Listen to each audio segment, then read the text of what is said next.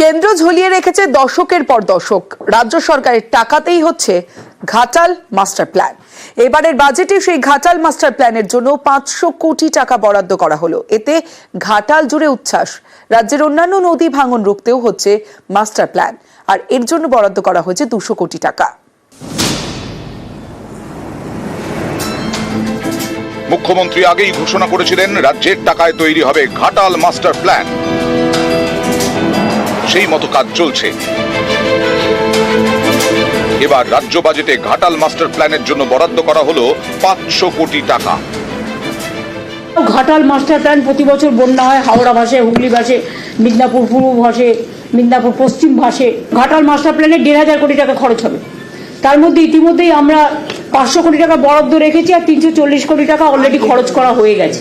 বলে বলে কেন্দ্রীয় সরকারের কাছে যখন কিছু পাইনি তখন। প্রতি বছর বর্ষায় ভাসে ঘাটাল, প্রতিবারই ঘাটালের রাস্তায় নামে নৌকো। এই ছবি বদলাতেই ঘাটাল মাস্টার প্ল্যান। বুধবার পেশ করা রাজ্য বাজেটে বলা হয়েছে, রাজ্য সরকার সমস্যার স্থায়ী সমাধানে বহু আগে ঘাটাল মাস্টার প্ল্যান তৈরি করে। Flood management and border area প্রোগ্রামের অধীনে সেই প্ল্যান কেন্দ্রীয় সরকারের কাছে পেশ করেছে। কেন্দ্রীয় সরকারের সাড়া না পেয়ে রাজ্য সরকার নিজস্ব বাজেট থেকে অনেক নদীতে ড্রেজিং করেছে। ঘাটালে 341 কোটি টাকা খরচ করে 115 কিলোমিটার ড্রেজিং করা হয়েছে। ঘাটাল মাস্টার প্ল্যান আগামী 2 বছরের মধ্যে শেষ হবে। মোট খরচ হবে 1,500 কোটি টাকা। এবার বাজেটে বরাদ্দ 500 কোটি টাকা। আজকে সত্যি ভীষণ ভালো লাগছে, খুব একটা ইমোশনাল একটা দিন আমার জন্য। হয় নাকি ভেবেছিলাম কি সত্যিই হবে, তো আজকে সেই স্বপ্নটা পূরণ হতে চলেছে এবং বাংলার প্রত্যেকটা মানুষ দেখতে পেল তিনি তার কথা রেখেছেন। আমি এবং আমার ঘাটাল উৎসব কেন্দ্রের প্রত্যেকটা মানুষের তরফ থেকে তাদের হয়ে দিদিকে ধন্যবাদ জানাচ্ছি, কারণ এইটা সত্যি খুব দরকার ছিল।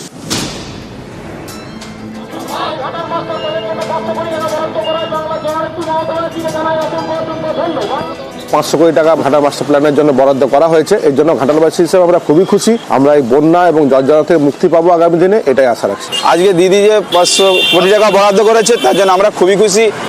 বাজেটে বলা হয়েছে, নদী ভাঙন রুখতে সামগ্রিকভাবে মাস্টার প্ল্যান তৈরি করা হবে। এর জন্য বরাদ্দ করা হয়েছে 200 কোটি টাকা। গঙ্গাসাগরের জন্য এবার বাজেটে বরাদ্দ করা হয়েছে। গত বছর বাজেটে গঙ্গাসাগর সেতু নির্মাণের কথা ঘোষণা করা হয়। সেই কাজের জন্য টেন্ডার প্রক্রিয়া শুরু হয়েছে। এবার বাজেটে বলা হয়েছে 4.75 কিলোমিটার দীর্ঘ 4 লেনের গঙ্গাসাগর সেতু হবে। এর জন্য আগামী বাজেটে অতিরিক্ত 500 কোটি টাকা বরাদ্দ করা হয়েছে।